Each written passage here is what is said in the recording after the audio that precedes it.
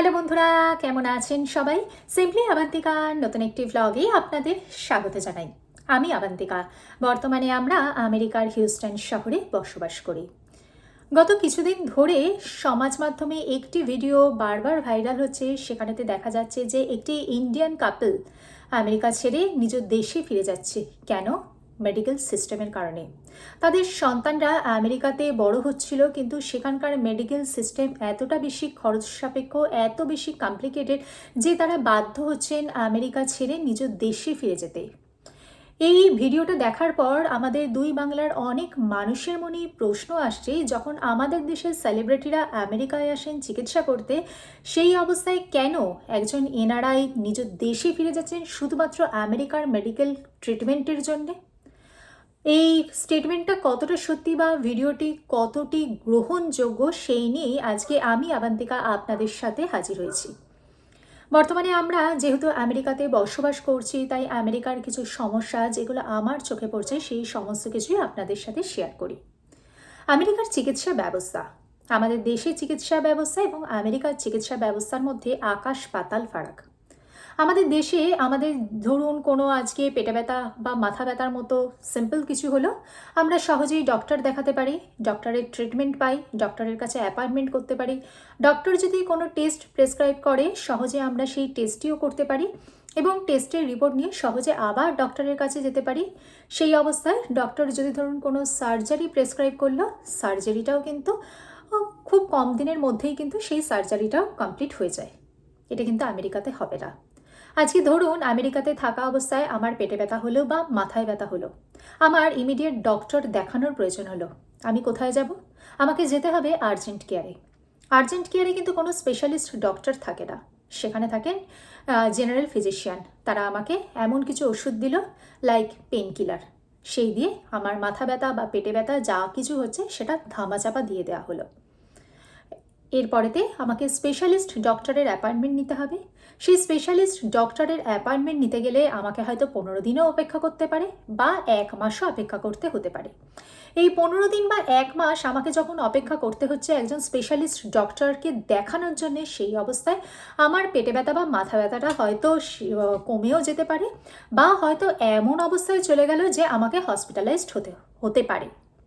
তাহলে বুঝতেই পারছেন, আমেরিকাতে থাকা অবস্থায় আমাদের হঠাৎ করে যদি কোনো শরীর খারাপ হয়, তাহলে আমাদের ভরসা হচ্ছে ওভার দ্য কাউন্টার মেডিসিন বা এখানকার কোনো আর্জেন্ট কেয়ার, অথবা যদি এমন এমার্জেন্সি হলো যে আমাকে হসপিটালাইজডই হতে হবে।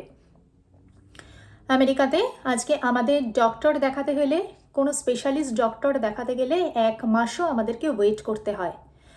1 মাস ওয়েট করতে হয় ডক্টরের অ্যাপয়েন্টমেন্ট পেতে গেলে। ডক্টরের অ্যাপয়েন্টমেন্ট পাওয়ার পর ডক্টর হয়তো আমাদেরকে কোনো টেস্ট প্রেসক্রাইব করেন, লাইক ধরুন কোনো ব্লাড টেস্ট বা ধরুন ইউএসজি বা এমআরআইয়ের মতো টেস্টও প্রেসক্রাইব করে থাকেন। ব্লাড টেস্টের শিডিউল করতে হয়, ব্লাড টেস্টের শিডিউল করতে হয়তো 5-7 দিনের মধ্যে হয়ে যায়। কিন্তু ইউএসজি বা এমআরআইয়ের মতো যদি কোনো টেস্ট কোনো ডক্টর আমাদের মতো মধ্যবিত্ত বাঙালিকে প্রেসক্রাইব করে থাকে, তাহলে তার জন্য হয়তো 1 মাসও আমাদেরকে ওয়েট করতে হয় একটা এমআরআই বা ইউএসজি করার জন্যে। এমআরআই বা ইউএসজি করার পর আবার ডক্টরের অ্যাপয়েন্টমেন্ট করতে হয়। সেই সময় হয়তো একটু কম সময় লাগে, কারণ যেহেতু সেটি অলরেডি একটি অ্যাপয়েন্টমেন্ট ছিল এবং সেই জন্যে একটু তখন কম সময় লাগে।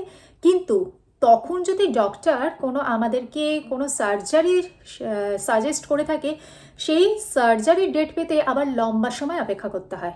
কখনো 5 মাস, কখনো 8 মাস, কখনো 10 মাস অপেক্ষা করতে হয় একটি সার্জারির ডেট পাওয়ার জন্যে। এই অবস্থায় আমাদের মতো প্রবাসী বাঙালিরা অনেক সময়তেই এই 8-10 মাস একটা সার্জারির জন্য ওয়েট না করে নিজ দেশে চলে যান। নিজ দেশে গিয়ে অতি সহজে তারা সেই সার্জারি করিয়ে আবার ফিরে আসেন।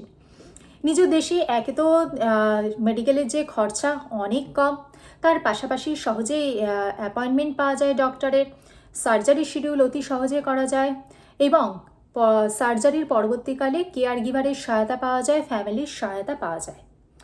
আমেরিকাতে এই যে চিকিৎসা ব্যবস্থা সেটা ভীষণই কমপ্লিকেটেড। প্রত্যেকটি স্তরে স্তরে আপনাকে ইন্স্যুরেন্সের সাথে কথা বলতে হবে, ডক্টরের সাথে অ্যাপয়েন্টমেন্ট করতে হবে এবং এই প্রসেসটা এতটাই কমপ্লিকেটেড যে অনেক সময়তেই কিন্তু সাধারণ মানুষের বোঝার বাইরেও চলে যায় এবং এখানকার যে খরচা সেটা কিন্তু অনেক সময়তেই মধ্যবিত্ত মানুষের নাগালের বাইরে চলে যায়। এখানেতে প্রায় প্রত্যেকটা মানুষকে ইন্স্যুরেন্স নিতে হয়। ইন্স্যুরেন্স দেওয়ার পরেও কারুর যদি সেই সার্জারির মতো কোনো কমপ্লিকেটেড কেস এসে যায় তাহলে তার কিন্তু প্রচুর টাকা খরচা হয়ে যায়। সেটা আমাদের মতো মধ্যবিত্ত বাঙালির সত্যি আয়ত্তের বাইরে চলে যায়। তাই অনেক মানুষই, বিশেষ করে প্রবাসী বাঙালিরা, নিজের দেশে গিয়ে সার্জারি করান বা নিজের দেশে গিয়ে প্রয়োজনীয় ট্রিটমেন্ট করান। যেমন ধরুন ডেন্টালের রুট ক্যানেল ট্রিটমেন্ট, সেটা আমরা কিন্তু আমেরিকাতে করি না। আমরা বেশিরভাগ মানুষই অপেক্ষা করে থাকি কবে দেশে যাব, দেশে গিয়ে এই রুট ক্যানেলের মতো ট্রিটমেন্টগুলো করাবো।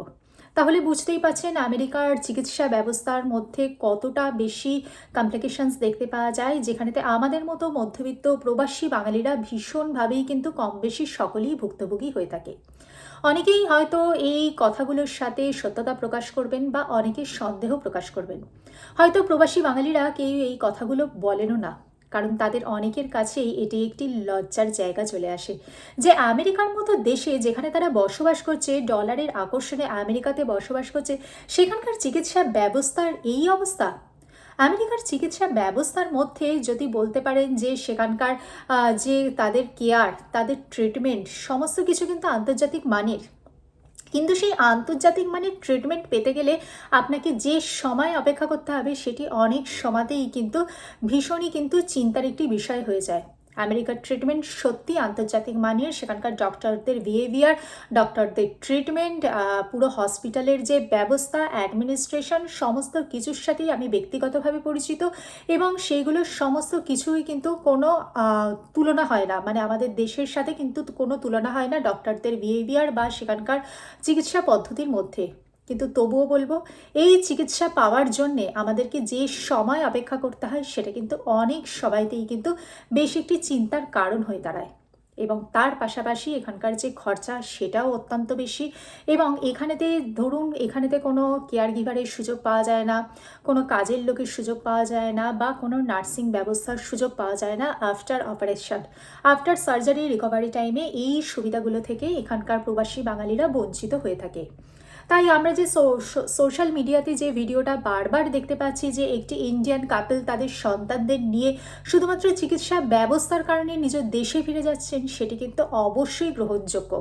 এই রকম ভুক্তভোগী কিন্তু কম বেশি অনেকেই রয়েছেন। অনেকেই তাই আজকে আমেরিকার চিকিৎসা ব্যবস্থার প্রতি বিমুখ হয়ে নিজের দেশেই ফিরে যাচ্ছেন বা ফিরে যেতে বাধ্য হচ্ছেন বলে মনে হয়। যদিও সেই কাপলটি এটিও বলেছেন যে নিজ দেশে গেলে তারা তাদের ফ্যামিলির সাথে থাকার সুযোগ পাবেন, নিজ দেশে গেলে তাদের সন্তানদের কোনো মেডিকেল কন্ডিশন খারাপ হলে তারা সেই ফ্যামিলিদের থেকে সাপোর্ট পাবেন, মেন্টাল হেল্প পাবেন, নার্সিং কেয়ার পাবেন বা কেয়ার গিভারের সুযোগ পাবেন। কিন্তু তারা কিন্তু এটাও বলেছেন যে আমেরিকার চিকিৎসার খরচা প্রচণ্ডই বেশি, যেটি তাদের মতো মধ্যবিত্ত ফ্যামিলির আয়ত্তের বাইরে চলে যাচ্ছে। তাই তারা আজকে বাধ্য হচ্ছেন শুধুমাত্র আমেরিকার চিকিৎসা ব্যবস্থার খরচার জন্য নিজের দেশে ফিরে যেতে। আজকে আমরা অনেক সময়তেই শুনতে পাচ্ছি এনআরআই রিটার্নস। এনআরআই রিটার্নসের আরেকটি অন্যতম কারণ হলো আমেরিকার চিকিৎসা ব্যবস্থা। ভিডিওটি ভালো লাগলে লাইক করবেন, চ্যানেলটিকে সাবস্ক্রাইব করবেন। দেখা হচ্ছে পরবর্তী ভিডিওতে। ভালো থাকবেন, সুস্থ থাকবেন। নমস্কার।